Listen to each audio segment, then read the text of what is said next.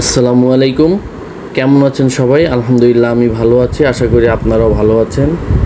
So আরেকটি নতুন ভিডিওতে আপনাদেরকে আমন্ত্রণ জানাচ্ছি। রাতের বেলা অনেক বাজার করে বাসায় আসলাম। অফিসে একটা প্রোগ্রাম ছিল, তাই আর কি বাজার করতে হলো।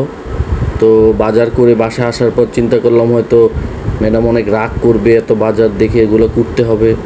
তো দেখলাম না, সেও খুব হ্যাপিভাবে সব কিছু বের করলো ব্যাগ থেকে।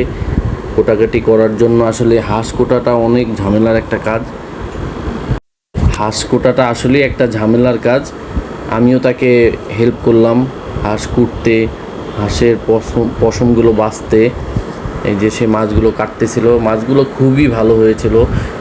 আমরা আসলে বাজারে গিয়েছিলাম, বাজারে গিয়ে মাছের দাম দেখে আসলে মাথা নষ্ট হয়ে যাওয়ার মতো। তারপর আমার এক পরিচিত মাছ বিক্রি করে ভাই আছে, তাকে ফোন দিলাম। সে বলল তার কাছে কিছু স্টক আছে, এখান থেকে নে। পরে তারপর আবার বাজার থেকে অন্য বাজারে চলে গেলাম এবং মাছ নিয়ে বাসায় চলে আসলাম। আমি হাঁস কাটছিল, আমি এখানে বসে দেখতেছিলাম। হ্যাঁ, আমার মেয়েও আমাদের পাশে বসে মাছ কাটা, হাঁস কাটা দেখতেছিল। আমার মেয়ে অনেক আসলে ওইগুলো কাটতে কাটতে অনেক রাত্র হয়ে গিয়েছিল, প্রায় 11:30 12টার কাছাকাছি বাজার করে এসে কাটতে কাটতে। মেয়ে তখন তার ঘুমের সময় আসলে, কিন্তু ওই দিনকে সে ঘুমাচ্ছিল না। সে আমাদের পাশে বসে মাছ কাটা এবং হাঁস কাটা এনজয় করতেছিল, দেখতেছিল এবং পাশে সে তার ছোট খেলনা নিয়ে খেলা করতেছিল। এই যে আমার ওয়াইফ এখন হাঁস কাটাতে হাত দিল। আসলে হাঁস খেতে দারুণ মজা, বাট এটা কোটাকাটি করা অনেক ঝামেলা। এই যে এখন অবশেষে রান্নার প্রস্তুতি চলতেছে।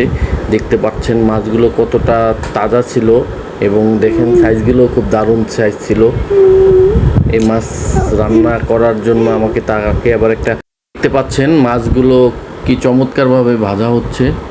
আসলে দেখেই খেতে ইচ্ছে করছিল, যদিও আমি তখন অফিসে ছিলাম। রান্নাবান্না হওয়ার পরে আর কি এই ভিডিওটা দেখলাম। খুবই দারুণ হয়েছিল মাছ খেয়ে। আসলে অফিসের সবাই পুরো আঙ্গুল চেটে পুটে খাচ্ছিল এবং সবাই খুব সুনাম করতেছিল মাছ রান্নার। আসলে আমার ওয়াইফের রান্না অনেক মজার হয়, যার জন্য অফিসে কোনো প্রোগ্রাম থাকলে আমার উপরে দায়িত্ব পড়ে বাজার করার এবং রান্নাবান্না করে দেওয়ার। এই যে আপনারা দেখতে পাচ্ছেন যে আসলে মাছগুলো কত, মাছ রান্না অবশেষে শেষ পর্যায়ে। আসলে খেতে অনেক ইয়াম্মি ছিল। এই যে রান্নাবান্না শেষ পর্যায়ে মাছের, আসলে দেখেই তো খেতে ইচ্ছে করছে। এখন হাঁসটা বসিয়ে দেওয়া হলো।